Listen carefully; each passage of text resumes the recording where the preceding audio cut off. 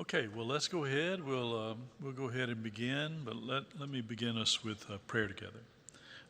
Father, we thank you again for allowing us to be together this evening, and thank you for the food we've enjoyed, and thank you for the time that we have together. And we pray that you'll help us now to understand how you've worked in our country's history and how you continue to lead and guide. And we ask that you will teach us that we might be wise, faithful citizens, and doing your will and seeing your will being done more and more in our country, and your kingdom growing more and more, and your will being done for Jesus' sake. Amen.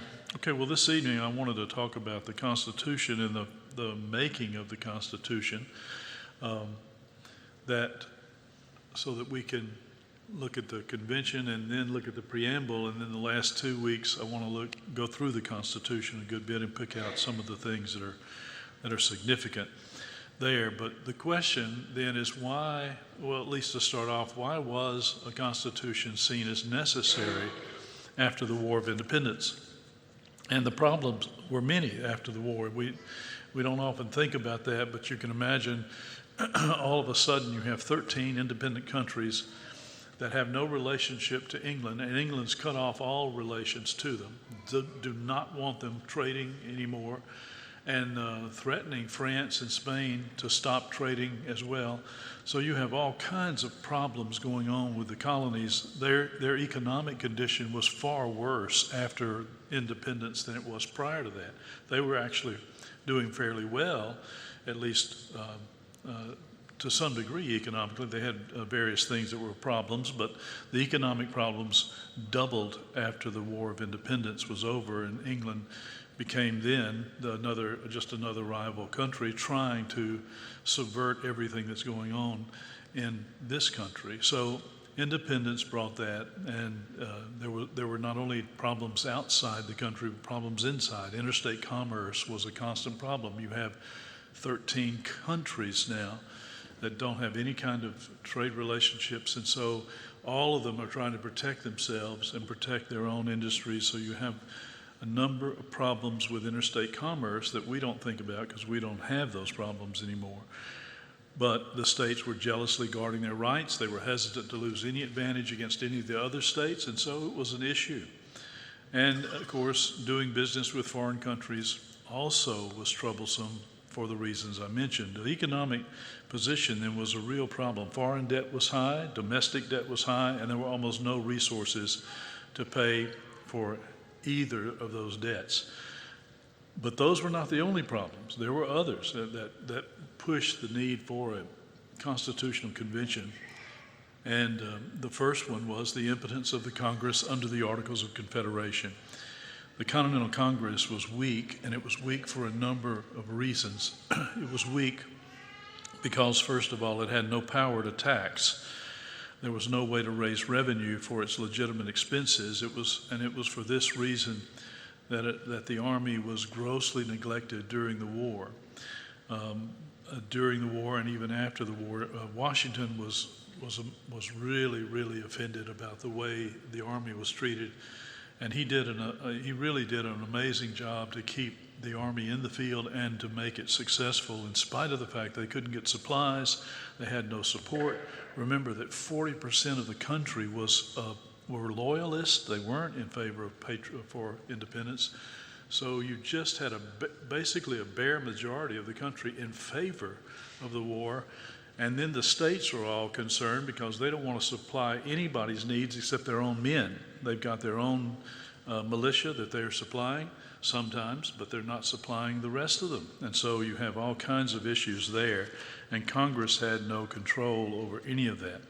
And George Washington had to be kind of a one-man show, gathering money, gathering supplies, making sure all of that is going on, as well as leading the Army. It was pretty astonishing what he accomplished. But the second reason, of course, is that there was no power. They did have the power, rather, to print paper money, but that was a tremendous, dangerous thing, as they learned. It produced, of course, raging inflation, and the continental dollar became proverbial of something worthless, not worth a continental, they said. It was basically worthless by 1781. The situation got so bad that creditors literally, if they saw you coming and they realized you were going to try to pay with the continental, they ran from you so that you wouldn't be able to pay them with the paper. They didn't want paper. Many shops in the country closed rather than having to accept continental dollars. They wouldn't sell their goods because they didn't want the dollars that were there. So there you see this huge, huge issue, huge problem. And there was a need further. Congress could make no amendment to the Constitution without the unanimous consent of all the states. So each state had an absolute veto. Each state could hold you hostage, and so nothing could basically be improved. There were things that were obviously needed to be improved with the Articles of Confederation, but all it took was one state saying no, and that shut it all down. And so that also was a problem. It was practically impossible to improve the Articles. And then there was, because it was so weak, a lot of men who were appointed to serve didn't even bother to show up. They viewed it kind of as a waste of time. And so between October of 1785 and January of 1786, Congress had a quorum only 10 days. Basically a full quarter of the year. They could not operate at all. And even then, there were no more than 7 states represented. The minimum number to do business was 9.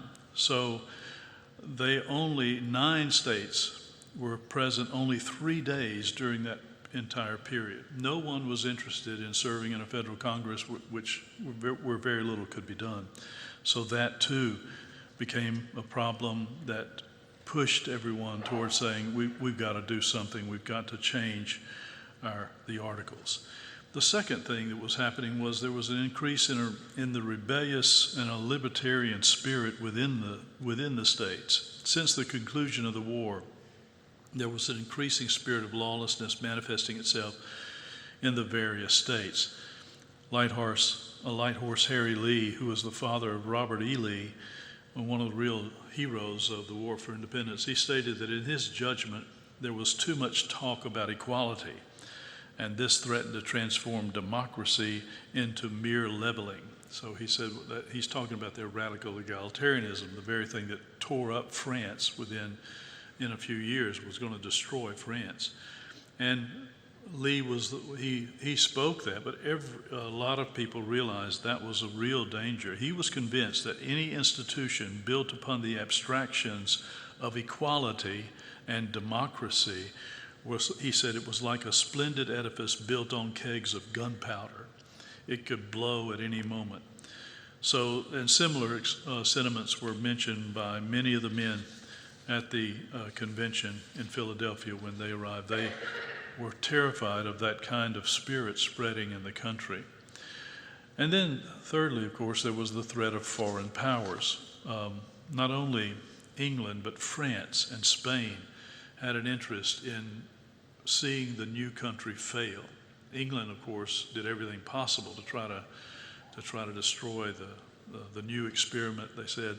And France was not always friendly because they had to balance their relationship with England. England was intimidating both France and Spain. And so there was a very real threat that the country would not get off the ground, that Spain and France, who had claimed territories already on the continent, remember, that they would then push and not allow the united colonies to form, to have any kind of land. This was Washington's great fear, and this is one of the main reasons he was pushing for a new constitutional convention. He began this process, Washington did, in 1785 when he called the Mount Vernon Conference. A couple of states, there was a boundary dispute with Maryland and Virginia. But at that conference, they decided they would call another convention to meet in Annapolis the next year in 1786.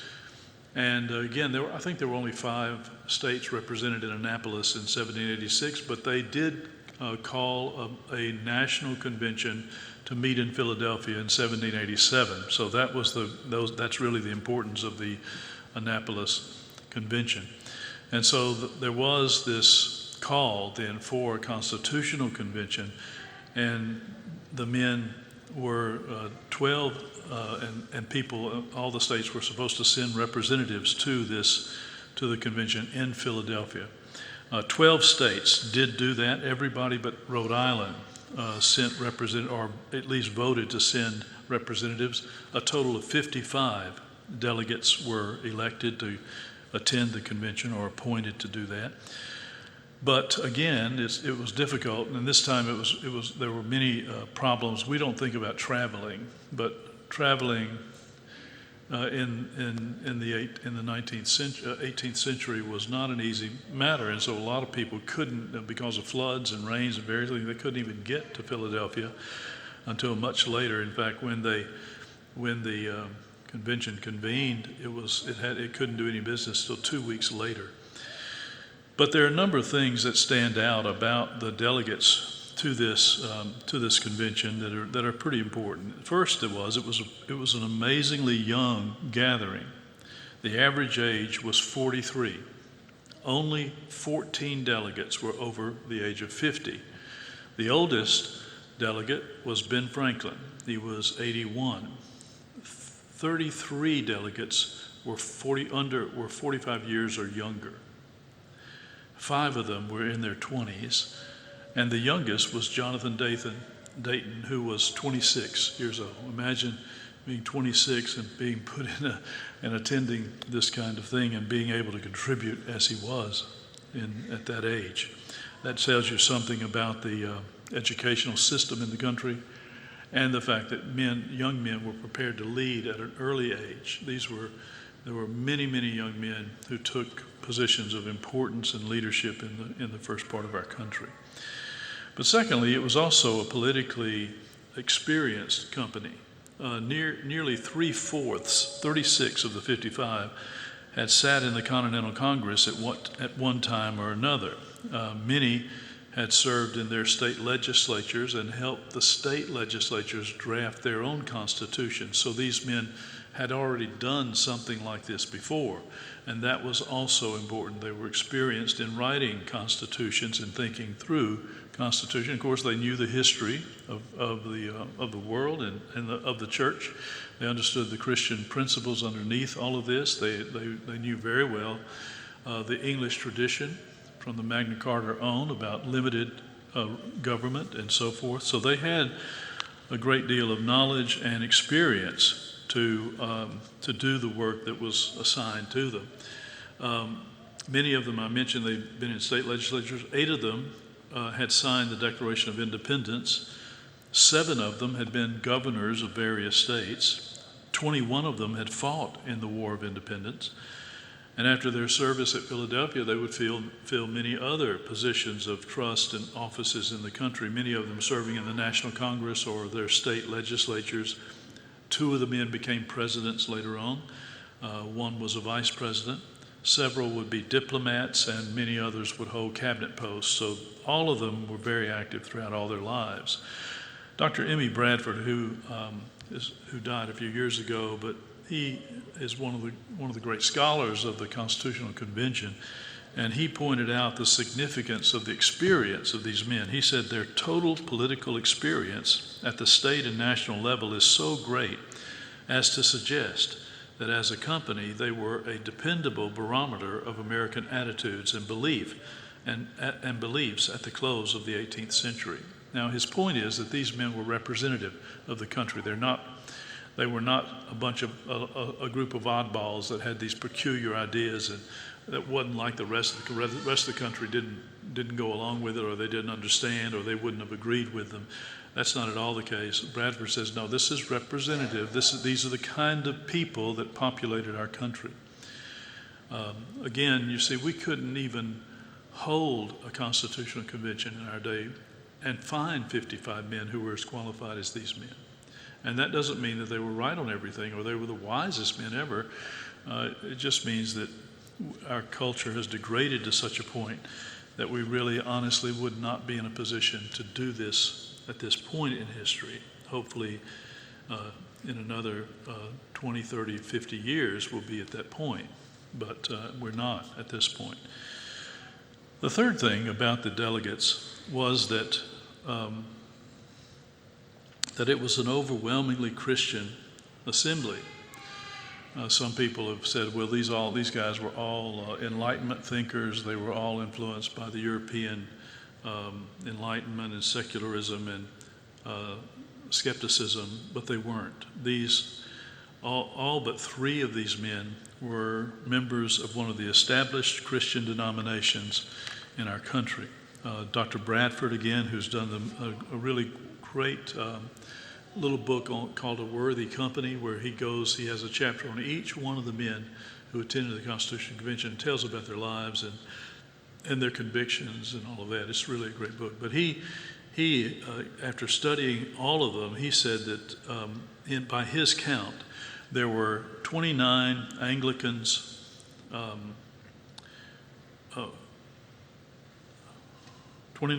16 to 18 Calvinists, and that would be Presbyterians primarily,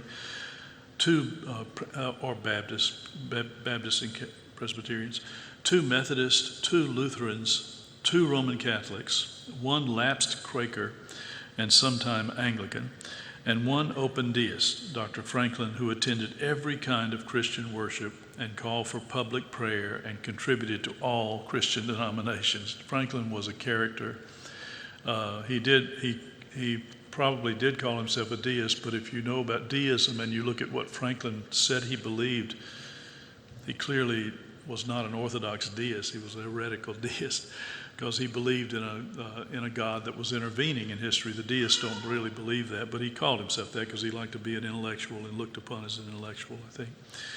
But you know the story about Dr. Franklin and George Whitefield, the great evangelist who came. He loved George Whitefield, and he loved to hear him preach.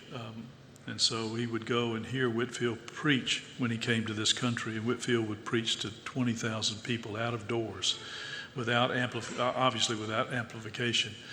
And Franklin would go every time. But he learned a lesson. He said that when he started to go hear Dr. Whitefield, he would first empty his pockets and not take any money, because he said, Whitefield will get me to give everything I have, and I don't want to give away all my money. And so he went to one of Whitefield's meetings, and as Whitefield preached and came to the end where he made an appeal for his orphanage that he was building in Georgia, Franklin actually turned to the guy next to him and asked him to loan him some money so he could give it. So he ended up giving money anyway. And Whitefield and Franklin had a large correspondence, and Whitefield calling him to repentance and saying, I don't want you to go to hell. We need you to be with us in heaven. And who knows, Franklin may have repented sometime along the way, but anyway, he was not the normal deist, is my point there.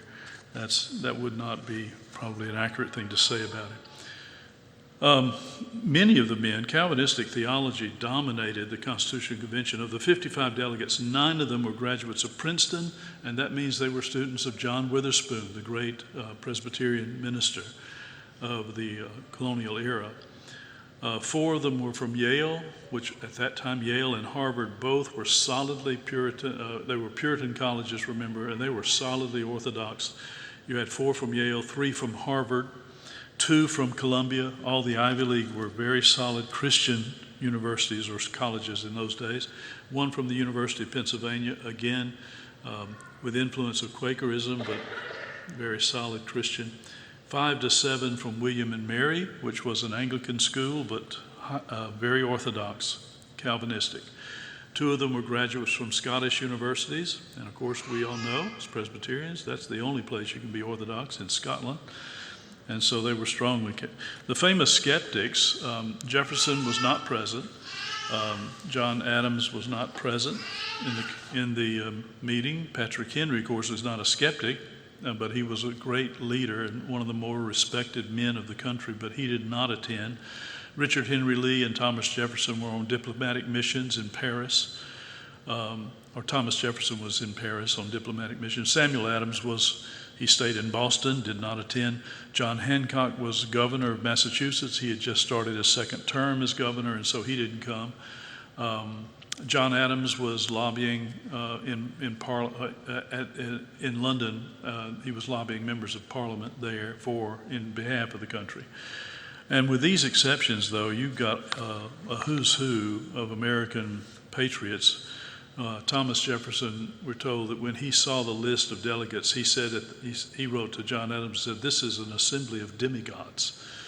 He was very impressed with the men that were set to come to this. There were a number of things then that were true of all of them, and some things that were not true. They had a lot of commonalities. They had a lot of differences.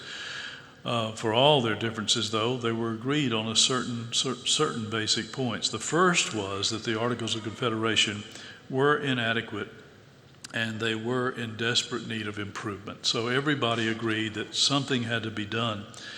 Both those who desired a strong central government, of course, would agree with that, as well as those who were very much opposed to a strong centralized authority. Even they were convinced, however, that a change of some degree was in order. They didn't agree on what should be changed or how much should be changed, but they all agreed that there should be change. And the second thing they were all agreed on was that they needed to increase the power of the central government without endangering the sovereignty of the states. Again, there were differences in what that would actually look like. There was a lot of debate about that. But all were basically agreed that the central government needed the power to lay and collect taxes, to provide for the common defense. They needed the authority to oversee trade and commerce and to conduct foreign affairs. When these men were sent, like John Adams was sent to London, the men in Parliament and the King's representatives treated him, and they would say, "Well, what country do you represent? Are you from New York? Are you from Massachusetts? You see, you're going to represent, we need 13 ambassadors. You see, how can you be one ambassador representing all 13 colonies? That was impossible because they were all independent countries, and so they weren't accepted. Nobody could speak for the United States. And that's what, again, was an issue that provoked, they had to have some kind of thing so you could actually have a diplomat who represented the country as a whole. So all the delegates believed that there had to be increased authority given to the central government, but they also agreed that these powers that were going to be granted to the government had to be carefully delineated. There had to be limited authority. The idea of delegated powers was always in everyone's mind. And the third thing that was different was they were all sworn enemies of democracy. Democracy is majority rule, you see, and it's not, the idea was that the majority can say what is right. We are used to using the word just to mean we all get to vote. But the idea of democracy as a governmental system was majority rules. The majority can declare what is true and right and what is evil and wrong. So that meant that all of these men, being solid Christians, biblical Christians, opposed democracy because they saw it as the rule of the mob. In fact, John Cotton, one of the great ministers in this country, said democracy was the devil's own government because the majority could call good evil or evil good. And so everyone, both what were called the Federalists and what were called the Nationalists, both groups feared democracy. They were no fan of democracy. The fourth thing was that they were all very skeptical of the teachings of the Enlightenment thinkers of Europe. Dr. Bradford says that trying to make America a secular society was the furthest thing from the minds of these men. Some people in our day have said that there was a conspiracy to undermine the Christian foundations of the country and make our country a secular nation. Dr. Bradford said that's really ridiculous to say. He said these men did not believe that. It was not their goal. In fact, they had a great fear of pagan philosophies and pagan ideas of government. They didn't agree with them. They did quote some of the Greeks and the Romans and the philosophers of the day, but they've quoted them selectively. In other words, I will quote Thomas Sowell, who's an atheist. That doesn't mean that I agree with everything he believes. If I quote him selectively, you see. And so the scholars have looked at some of the quotations that were used, Thomas Hobbes and Adam Smith and various other men that were quoted, and they say, well, they're pretty careful about what they quote and what they leave out. So they were quoting things that would support their views, like we do. You find something in some guy that's not a Christian, but he's saying something that's good and right. Well, you quote him because what he said at that point is good and right. And that's the way these men were. They weren't devotees of these secular Enlightenment thinkers. But some have criticized the Constitution for not expressly mentioning Christianity or Christ or the Christian faith in the document. And so the question is, why if they were Christians, if you're going to say that, why didn't they mention King Jesus? Why didn't they mention the Christian faith? Why didn't they say that this is a Christian country or a Christian government? And that's a fair question, but I think there is a reasonable answer to that question, and it's not that they didn't care about that. It's rather that they made a couple of assumptions that you and I probably would have made if we were living in that day. The first one was the Constitution was a procedural document. It was a document talking about how the government was going to operate. It was not a philosophical treatise on the idea of government. You had all these treatises, many of them written by Christians, not least Vindicare contra Tyrannos and other things from Algernon Sidney and various other things where Christians had already done the philosophical work. And so this was really a procedural document. This is how our government is going to function. This is the procedures they have to go through in order to accomplish what we want it to accomplish. So they did not mention that, though all of them would have denied that they thought that a non-Christian country could be successful. They never believed that. They believed in the centrality of religion to sound society. And when they said religion, remember, they were using it in the old definition, and it's not really that old. In the last century, we've got a Encyclopedia Britannica, I think it's 1945 edition, but it defines religion as Christianity. And it says if you want to talk about other religions, look up paganism, idolatry, and that. They didn't use religion to refer to other false religions. Those were idolatries, heresies, whatever you want to call them. But true religion was Christianity. And that's why some of the older people, maybe your grandparents, used to say, you need to get religion. Well, what they were saying was you need to be converted. You need to believe in Jesus. So all of the Founding Fathers would have acknowledged the centrality and the importance of religion to sound society, fruitful society. Both the Federalist and the Anti-Federalist papers indicate that as well, if you've done any reading there. They basically assume that this is a Christian country, that it always will be. And when it came to writing the Constitution, they didn't think there was any need to say that. Now, the other thing about this is that every state in the Union, in every state constitution, expressly said that already. So there were a lot of things that were distinctively Christian that were set up in the state constitutions, and these men knew their own state constitutions. They didn't feel like it was necessary to say it again in the federal constitution. So in their minds, the country was a Christian country. They couldn't envision it ever being anything but a Christian country. They saw no need then to repeat that we were a Christian country in the Constitution. Now, you can say, well, they should have, and you're right, they should have. These men were naive in a very real sense, but they honestly could not imagine a day when anyone would allow a non-Christian, for example, to be elected to public office. Even Thomas Jefferson hid the fact that he had recanted Christianity. He didn't tell anybody that. Everybody assumed he was still a good Presbyterian. He was on the pulpit committee of his church at one point. He was an elder. And so everybody assumed he was. Well, he didn't say anything publicly because he wanted to be elected president, and he knew if he came out as a skeptic, if people knew his private views, he would never be elected. And isn't that still the case now? You know, every presidential candidate wants you to know he's a good Christian and goes to church.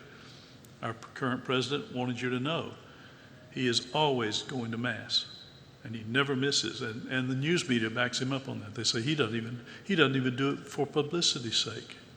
He's a real devout man. They laud him for that because they know in this country you can't get elected on an atheist platform. People just don't vote for you. But that's a hangover. That likely, of course, will change, but that's just the reality. Now, so all of them would later on come to view the French Revolution with horror. Now, that's significant because remember, the French were such advocates for us. If they had not come into the War of Independence on our side, we would have lost that. So we felt very indebted to the French. We even said we would defend them if they were attacked. We entered into an informal treaty with France for that purpose because of the personal friendships and loyalty. Washington was great friends with Lafayette. And so at first, when they heard about the revolution, they thought, oh, good. They said, this is great. They're doing what we did. But then they realized they're not doing what we did. This is not the same thing. And to a man, they all abhorred the French Revolution. Now, why would they if they just loved revolution? They just liked to see the change of governments, and they didn't care about what people believed. Well, they all saw that what the French were standing up for and promoting was not at all what they were promoting in this country. They denounced it. There were even books written, the French and American revolutions compared. Friedrich Gintz, a German, wrote a book, and it's a brilliant book, little book, and where he compares the American Revolution and the French Revolution side by side and just says, there's a big difference here. You can't think of them as identical revolutions. Rufus King, who was a representative of Massachusetts, stated that equality is the archenemy of the moral world, he said. And this is important for us to hear this today. It degrades what is worthy rather than raising up what is low. Please remember that. When you hear the term, they don't use equality anymore, they use equity. Equity doesn't mean equality, or in the way that we think of it. Equality we think of means equal opportunity. Nobody is blocked from pursuing a particular lawful desire. That's equality, but that's not equity. Equity is equal outcomes. And so what Rufus King was saying equality leads to has in fact come to pass because equity is being demanded. Even equity in health. You realize that? They're actually saying now health is an issue now, so that we cannot have white people getting the same treatments or getting priority for treatments unless, as long as black people have more health problems. This is amazing what is happening here. This is the whole idea of equity. But what Rufus King has said is exactly the case. So an American Enlightenment, like some historians have tried to defend, I don't think it is legitimate at all. That if you mean by that the adoption of egalitarian heresies, like in France, that never happened in this country until today. We're having it today, but that never happened previous to this. But there were also tensions between the delegates, and we need to go over some of those here really quickly. There was, of course, the division between the Federalists and what came to be known as the Anti-Federalist. This was the basic division of the Assembly. It's important to realize, though, that this is the way we think of them, the Federalists and the Anti-Federalists. But remember, these distinctions, the labeling of these two positions, that was not used during the Constitutional Convention itself. These were the titles given to the two sides during the ratification debates, the ratification conventions. In the Constitutional Convention, when the Constitution itself was being formulated, the terms that were used were the Federalist and the Nationalist. The Federalists were those who were concerned to protect the integrity of the states. They did want to increase the power of the central government, but their main concern was preserving the sovereignty of the states' rights. These men, after the Constitutional Convention, they were the others. Well, let me give you the other side. The other side were called Nationalists, and they were concerned to increase the power of the federal government, and it didn't matter to them if the sovereignty of the states was diminished or the rights of the states were diminished. They were very concerned to increase the power of the federal government. Now, the Nationalists were defeated in the Constitutional Convention because the Constitution itself actually preserves the rights of the states fairly strongly, more strongly than the Nationalists would have wanted. Alexander Hamilton, for example, would have wanted much more power to the federal government. So after this, during the constitutional debates, guess who called themselves Federalists? The Nationalists. They took the title and said, we're the Federalists. And so that meant that their opponents had to become anti-Federalist. So we're for pro-choice. What are you? You're against choice. Wow, you're really negative. Psychologically, that's an amazing switcheroo there that people learn from, to be on the positive side of something. If you have to be anti, everybody views you differently, you see. Thomas Jefferson actually realized this. He said, do not call yourself anti-federalists, call yourself Republicans, because we're for the Republic and we're for Republican government. And so they turned around and tried to call themselves Republicans, but you still had the anti-federalist papers published under that title. It's interesting how this works out historically. Anyway, the two groups switched names is what you need to remember. These two groups were not consistent, however, in maintaining their positions at all points, nor were they even agreed among themselves. Dr. Bradford says there were at least 4 types of Federalists, and there were 2 types of anti-federalists, and they all recognized that an unlimited government or an ungoverned states would result in a tyranny more dreadful than anything done by George III. So we need to keep that in mind.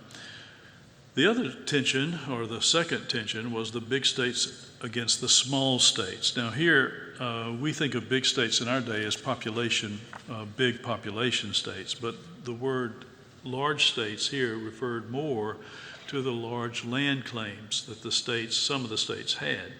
Virginia, Pennsylvania, Massachusetts all had huge claims of land, so that Virginia stretched from here to from Virginia, from the coast to the Mississippi and up into Ohio, and even Michigan and Wisconsin was part of Virginia. That was the claim of Virginia. So they were the biggest state.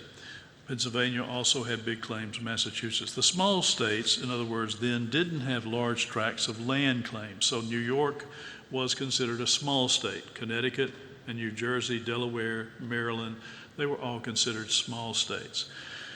So the debate between the large states and the small states centered around the manner in which they would be represented in the federal Congress. Would it be proportional based on population? Well, if you had lots of land, you knew you were going to have the largest population, and so you wanted your representation in Congress to be proportional based on the number of people you had. But of course, the small states are going, no, wait a minute. We're states too. We have equal standing, but we just don't have the land area, so we're obviously going to have less population. We need equal representation. We want everybody to have the same representation. And so that was a huge debate. That was probably the biggest issue that they had to solve. They did solve it. We'll talk about that in a minute, but that was the big issue. Should there be proportional representation or equal representation in the federal Congress? And then the third thing that were tensions was the North versus the South. Even at this early date, Southerners and what they call Yankees were forming their distinctive characters. John Adams wrote home during the Constitutional Convention. He said, "The characters of the gentlemen in the 4 New England colonies differ from those in the others as much as several distinct nations, almost." And Pierce Butler, who was the representative of South Carolina, he wrote that the interest of the southern and eastern states are as different as the interest of Russia and Turkey, and that was a big difference in those days. Migration patterns had a lot to do with this, but it is interesting. If you've read the book I'll Be on Seed by David Hackett Fisher, he lays out these migration patterns, and what happened was that the people who had always rebelled against the king in England, most of those people settled in the South. So a lot of Scots came south, and they were in North Carolina and South Carolina, a lot of Scots. And the Celtic peoples, the Irish peoples, they were all part of the Celtic peoples, but they settled in the South as well. So you have what was called cracker culture. That's the old Celts coming over here from Wales and from Ireland and settling in the South. So you had the Scots and the Welsh, and then you had parts of England that had been troublemakers all along, rebelling against the king. They also settled in the South, whereas the loyalist portions of England and Great Britain tended to be in the North. So right away, you have this division of attitudes. If you're against the king, you're opposed to centralized government fiercely because you've had 1,000 years of being pushed around by the king, and you're sick and tired of it. Your family's suffered from centralized power. You don't like it. In the North, you have benefited from that all along. You've been the benefactors of the centralized power, so you're not inclined to be as opposed to it. So this division, it was very real. It started at the beginning of our country, and that's what you have to realize. It wasn't provoked by slavery. It was there from the beginning. But there was, and that's the fourth thing, there was, of course, the slavery versus anti-slavery. Clearly, for the framers, slavery was not so much a moral issue as a political one. Their concern, again, was representation. Who is going to have the most representatives? If certain states have lots of slave population, and they want those slaves being counted for the purpose of representation, that's going to disadvantage the states that don't have a large slave population, which would be in the North, primarily because of climate. Again, it wasn't a matter of moral opposition to slavery so much as it was you could not utilize slaves efficiently in the North. And so because of the restrictions in growing seasons and various other things, many of them, or just about all of them, deplored the practical effects of slavery, but no one believed that this issue was something the federal government should decide. They wanted to leave it to the states to decide. In fact, the southern states were afraid that the federal government was going to be given the power to declare slaves emancipated. And James Madison said that could never happen because the Constitution did not grant that authority to do that. So there was some concern there. The chief concern, however, in Philadelphia was how to count the slaves for the purpose of representation. Rufus King, again, he said that he was the most ardent opponent of slavery, but he admitted that it was to him a question of political power, almost exclusively, between the North and the Southern interest. So King's view became the predominant concern of the North throughout the next century. So you get into the 1800s, the concern of the North about the political power of the South continues to grow. The fact that the Federal Convention didn't more forcefully deal with slavery has been raised by some people. Why didn't the Federal Convention address this more strongly? Well, there are a number of reasons why slavery was not a burning issue, an urgent issue to them at this point. The first one was, and we forget this, but it's a reality, that from Pennsylvania south, most people had been enslaved. It didn't matter what color you were. You were sometimes literally a slave, or you came over as an indentured servant. My first ancestor in this country came over as an indentured servant. He was a slave for a number of years after he got here. And so everybody had experienced slavery. It was very personal. It wasn't an abstract thing. They all had lived through it. It was not shocking to them. It was not unusual. It was a fact of life. Historically, slavery has always been a fact of life for the vast majority of people. So the fact that it wasn't something exceptional, that everybody had experienced it to some degree or another, made it something that everybody said, I lived through it, everybody will make it. It's not that it wasn't that bad a thing, it's just that that's the way it is. But also, there was very little enthusiasm about expanding things like the slave trade.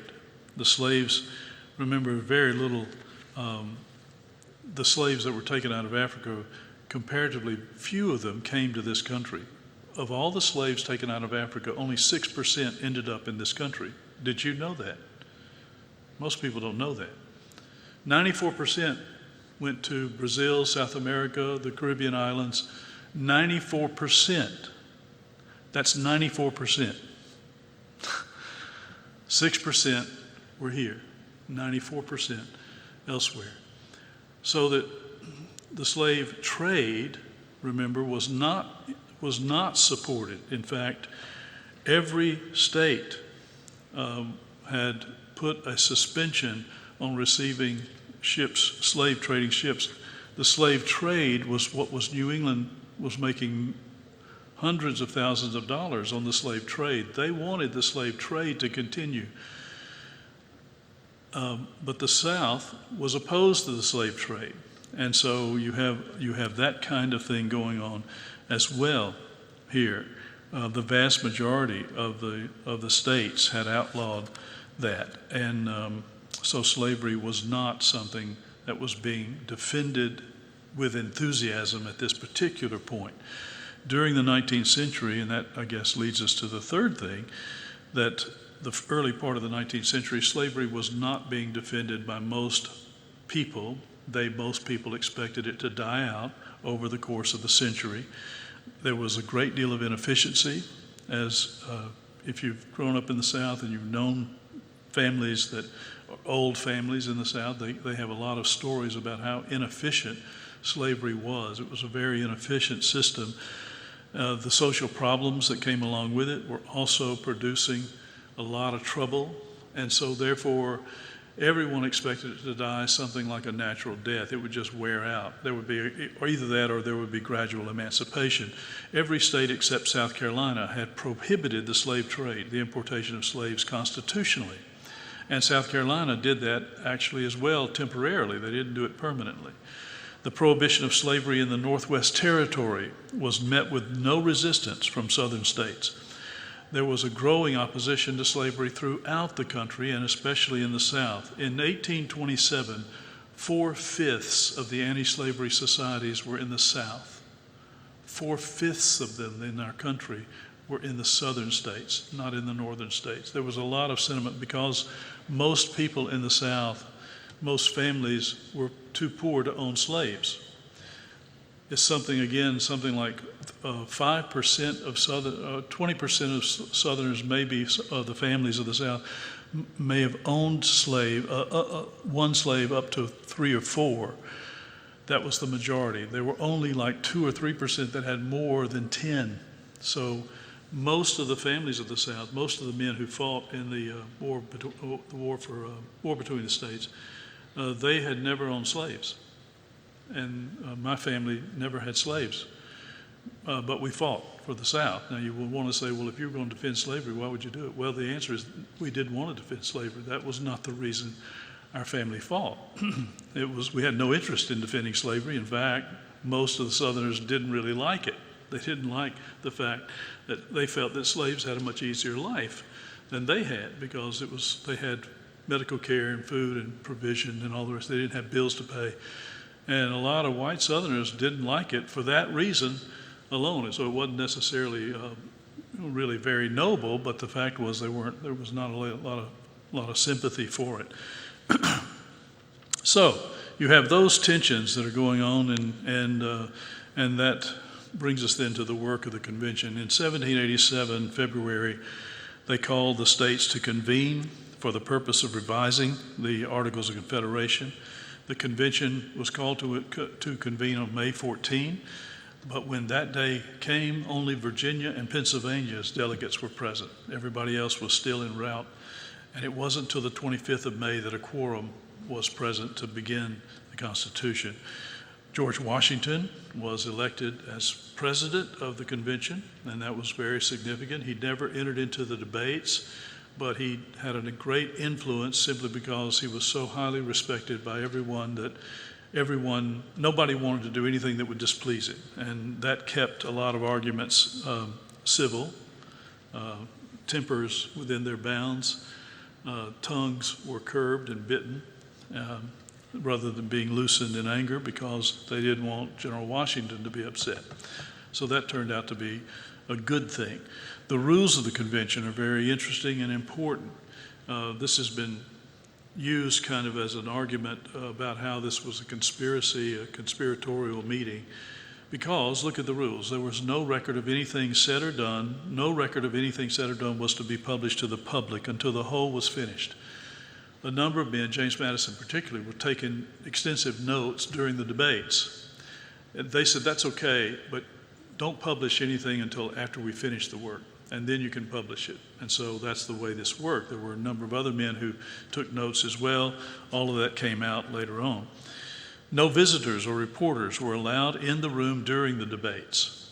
Now, you see, this is pretty savvy. You don't want the media in there reporting every day what somebody said. You don't want that on TV. You don't want it in the news, because once it comes out that I said something on the floor, I'm not only going to be challenged, I'm going to feel obligated to defend it. If you think I was stupid, well, that makes me mad even more, and I'm going to defend it even more, even though I may think it's pretty stupid now after you maybe give me a chance to think about it. But I'm not going to back down from that. And that happens in Congress all the time. When you have unprincipled men, it's worse. But here you see, people could say what they thought at the moment. Somebody else could get up and say, you know what, that was wrong, here's why. And the other guy could go, okay, I back off. I agree with you. I think that's a better point. You actually could change your mind without losing face. Psychologically, that's a pretty smart thing to do. No decision, thirdly, on any matter would be considered final until the whole Constitution was completed. You could actually continue to reconsider things, so that when you got finished and looked at the whole, you go, oh, you know what, we need to do this, change this a little bit so it doesn't conflict with this. And they were able to smooth out the document. They make further changes to the document. And then lastly, any portion could be reconsidered up to the final vote, which is again brilliant. Now these rules ensured a couple of things that are unusual in politics today. Nothing could be railroaded through the convention. You couldn't railroad it. Everybody had the right to reconsider, bring up anything for reconsideration at any time. And this also allowed for men to change their minds with the minimum of embarrassment and pain. Those two are pretty brilliant, I think. That I don't see anything necessarily conspiratorial in those things, though they can be made to look that way. The point, I think, was bigger. They wanted actually thorough debate. They wanted men to be free to speak their minds, but they also wanted men to be free to back off when their views had been shown to be not as good as the other views. So in the end, these rules contributed no small part to the unity that resulted from the Constitution. Well, the convention met through the Philadelphia summer. It was boiling hot. Debates were long. Tempers were short. At one point in early July, it looked like everything was going to collapse. And even on July the 10th, Washington wrote to Alexander Hamilton, who was in New York at the time. He said, "I almost despair of seeing any favorable issue to the proceedings of the convention, and do therefore repent of having had any agency in this business." Washington completely gave up. But finally, the great compromise was decided, whereby there would be equal representation in one house of Congress, the Senate. Every state would get equal representation there, and there would be proportional representation in the other house, the House of Representatives. So the states would be represented in the Senate, and the people would be represented in the House. And from this point on, things moved relatively smoothly toward a conclusion. The work was finished and the Constitution ready for signing Monday, September 17. At a little past 3 o'clock, the delegates arranged themselves according to the states in geographical order. So they started with New Hampshire and went all the way down to Georgia at the end, and that's the way they signed it. Only 3 members refused to sign: Edmund Randolph and George Mason of Virginia, and Elbridge Gerry of Massachusetts. As the members were signing, Ben Franklin was looking at the chair. There, you can see the president's chair still you go to Independence Hall, they have Washington's chair there, the actual one that Franklin was looking at, and it has a sun on the back of the chair. It's carved into the chair. And Franklin says, he said, the whole time I've been looking at that sun, trying to decide whether it's a rising sun or a setting sun. And here's what he went on to say. He said, "I have said often and often in the course of the session and the vicissitudes of my hopes and fears as to its issue, looked at that behind the president without being able to tell whether it was a rising or setting sun. But now at length I have the happiness to know that it is a rising and not a setting sun." So that's the famous quote from Ben Franklin. Well, let me take a few minutes and go over the preamble of the Constitution. And we've already looked at the first phrase, "We the people of the United States," and emphasized the fact that that is actually a statement of union of the states, not a statement of the people in a mass. But the second phrase, it says the purpose of the Constitution was to form a more perfect union. And some have said, well, that shows you they were intending to overthrow the order, the original nature of our country, a confederation, to make it a national country, a nation rather than a union.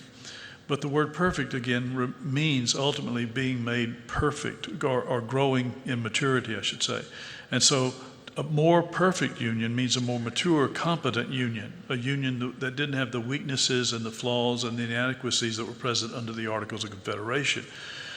And then the purpose of the Union is to establish justice, ensure domestic tranquility, provide for the common defense, promote the general welfare, and secure the blessings of liberty to ourselves and our posterity. This is basically a summary of what the Bible teaches civil government is to do. The ruler, Paul says, is to be a terror to evildoers and a protector of the righteous. He's to protect the law-abiding, and he's to punish the lawbreaker so that justice prevails in the country. You have the security of knowing that if a lawbreaker can be prosecuted if we can catch him, and he will be. There's a hope of justice outside of you just personally chasing him down and beating the snot out of him. So you don't have to execute justice on your own. This will, when you have justice and you have a defense and you're willing to defend the people from invasion of without and preserve us from lawbreakers from within, you are promoting an environment of security in which the citizens of the country can prosper and be fruitful. And it was the common conviction of all the founders that this was the main, and most of them was the only, duties of the general government. That's what government is for. The phrases, though, that are there to promote the general welfare and secure the blessings of liberty to ourselves and our posterity need to be taken together because they're mutually explanatory, the latter explaining the former. That which promotes the general welfare is that which secures the blessings of liberty to ourselves and our posterity. So the framers see themselves as setting up a system which would secure individual freedom rather than restricting that freedom. Having the goal of securing the blessings of liberty would be the chief way in which the general well-being of all the states, all the people, would be promoted. If we have the blessings of liberty, then the general welfare will be accomplished, what we want everybody to do well. Now, of course, modern politicians and citizens have reinterpreted these words. The phrase today is taken to mean that government is supposed to provide welfare benefits, some kinds of entitlements, minimum wages, minimum income, health insurance, minimum standard of living, rent subsidies, food stamps, medical care, all of that stuff. But the word means, welfare means well-being. It doesn't mean government checks. It means well-being. To promote the well-being, the general welfare of the people will be promoted by a government fulfilling its biblical obligations, protecting the citizens, preserving their liberty to pursue lawful callings. So, let's see, I think I skipped one of these things here. I get messed up. Anyway, so the phrase general welfare appears again in Article 1, Section 8, Paragraph 1, where the Congress is given the power to lay and collect taxes, but the only purposes for which Congress can lay and collect taxes and duties and imposts and excises is to pay the debts and provide for the common defense and the general welfare of the United States. Now, that was understood to mean that the federal government was forbidden to use tax revenues for highways and bridges and other forms of infrastructure, all things that promoted the welfare of a particular state, not the general welfare. You had to prove that any kind of internal money being spent, tax money being spent for internal improvements, would benefit everybody. If it didn't benefit everybody, you couldn't do it constitutionally. Forrest McDonald says that this phraseology, Forrest McDonald, former University of Alabama history professor, great historian, he says the phraseology used here was derived from the language of the Articles of Confederation and was understood as prohibiting the expenditure of money for such internal improvements as roads, canals, and so forth. And those must of necessity promote the particular welfare of specific states rather than the general welfare. So you see how that worked out. Now, I was going to tell you about Gouverneur Morris. Maybe we can tell that story later on. He tried to do something. He was the guy that wrote the final form. He was the one who wrote out the final form of it. He inserted a semicolon. He took out the comma, inserted a semicolon between the power to raise taxes and what those taxes could use for, so they looked like two separate things. It was caught by Roger Sherman, and he replaced the semicolon with a comma, which preserved the idea. Anyway, you see how that's politics. Well, this meant that tax money could not be used to purchase political favors. That was the rationale. Pet projects of congressmen, they do these things for their local communities, their local districts, to get reelected. It's bribery. Not even Alexander Hamilton was in favor of this, and he was in favor of a strong central government. But not only did they oppose public works, there was a deep opposition to public tax-funded charity, what we call welfare. And it was ingrained in this nation, and it was ingrained so strongly that people really reacted to it when they found out about it. I'm going to tell the story about Davy Crockett again real quick. You've heard it before, but let me just mention it again. Davy Crockett was, of course, a great hero of the Alamo. He was elected in Tennessee as a representative to the House of Representatives. So he was there serving in the House, and one day there was a fire in the Georgetown section of Washington, and many homes were destroyed. And so one of the congressmen introduced a bill to give $20,000 for relief to a number of families in the Georgetown section of Washington who had lost their homes in that fire. Crockett voted for the bill. He thought, it's only $20,000, that won't be much. Well, the next summer, he was campaigning in his district, and he came across a farmer plowing in his field, and he called him over because he was going to politic him. He was going to get his vote. And the farmer came over and said, I'll never vote for you. I'll never vote for you again. And Crockett said, why? He said, well, here's the reason. It's not, he said, you voted for that money for the people in Georgetown. And Crockett goes, look, how could you be upset over such a small amount being given to such a worthy cause? And here's what the man said. It's not the amount, Colonel, that I complain of. It's the principle. In the first place, the government ought not to have in the Treasury any more than enough for its legitimate purposes. But that has nothing to do with the question. The power of collecting and dispersing money at pleasure is the most dangerous power that can be entrusted to man, particularly under our system. If you had the right to give anything, the amount was simply a matter of discretion with you, and you had as much right to give 20 million as 20,000. If you had the right to give to one, you have the right to give to all. And as the Constitution neither defines charity nor stipulates the amount you're at liberty to give to any and everything which you believe or profess to believe is a charity, and to any amount you may think proper, you will, he says, very easily perceive what a wide door this would open for fraud and corruption and favoritism on the one hand, and for robbing the people on the other. He went on to say that if the congressman had that much sympathy, they also had pocketbooks that they could open up and use their own money. And if every congressman gave a week's salary, he said that would have been more than enough to pay for those things. But he said, I understand congressmen chose to keep their own money, which, if reports be true, some of them spend not very creditably. And the people about Washington, no doubt, applauded you for relieving them from the necessity of giving by giving that was not yours to give. So you see, Colonel, you have violated the Constitution in what I consider a vital point. It's a precedent fraught with danger to the country, for when Congress once begins to stretch its power beyond the limits of the Constitution, there is no limit to it and no security for the people.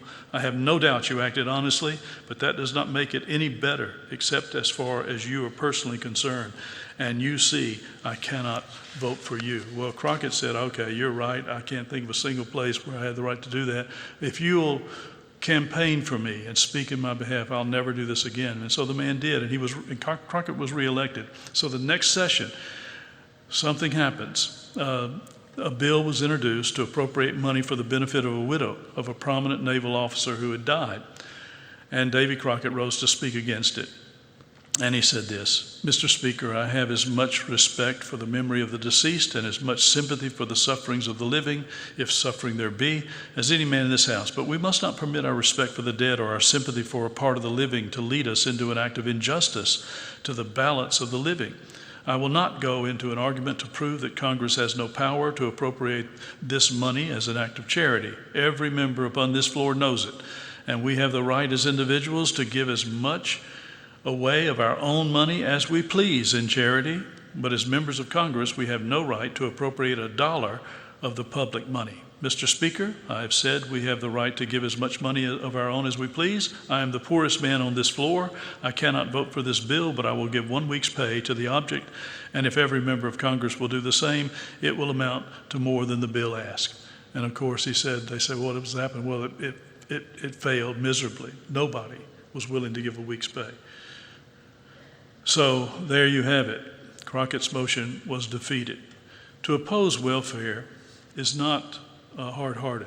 It's rather to be sure that charitable giving is actually charitable giving and not merely an effort to pretend to be charitable by giving away other people's money. The cartoon there shows you what it is. That's exactly the case. They give away the money out of your wallet and out of the wallet of your grandchildren. This is a great disgrace, and the wickedness of our country is nowhere more clearly shown than in the way we do this over and over again, destroying everything in our country. Okay, are there any questions about it? I'm sorry, I went a little bit long. Paul?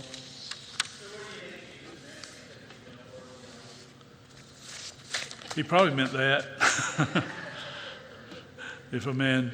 Paul says, if a man will not work, neither let him eat. And the reason is, hunger is a motivating factor. It motivates you. Yeah, Will.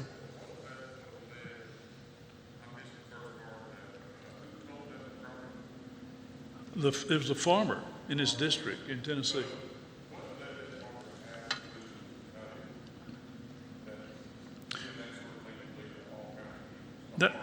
That's another reason why what we see as the education system in the country was unbelievable. These men knew political philosophy, they knew the Constitution, he had read the Anti-Federalist Papers, no doubt. He had read through all that stuff, and probably a lot of other stuff that most of us have never read and wouldn't read on our own, probably, unless we were forced to for a class. But this shows you how knowledgeable the common man was. And it was a high level of discernment and ability to give you a rationale for things rather than, I don't like it. I don't like that. Well, that's not a rationale. But he just said, he started off by saying, can you tell me what your authorization from the Constitution was to vote for that bill? And Crockett said, honestly, I can't do that. He said, I can't think of a place that I was authorized to do that. He said, I can't. And the farmer said, I can't either. That's why I'm not going to vote for you again. So this is pretty good. Arthur? Oh, yeah. Oh, yeah. No, there's stuff about milkmaids reading the Federalist Papers and the Anti-Federalist Papers and debating them. I mean, most college students couldn't read the Federalist Papers because they can't read that well, much less understand them and debate them. But yeah, it was very widespread that people, highly educated, which is why when the public school promoters came along, they tried to say that the level was low, but it wasn't, and everybody knew it. So it didn't work. They had to switch gears on that. That argument fell apart. Yeah, Will.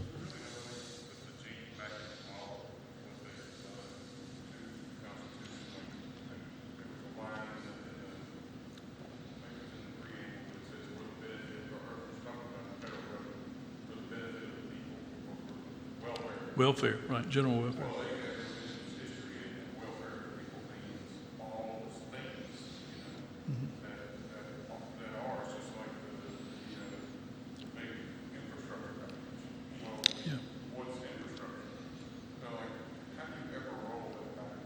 Yeah. Well, people die and other people take their places.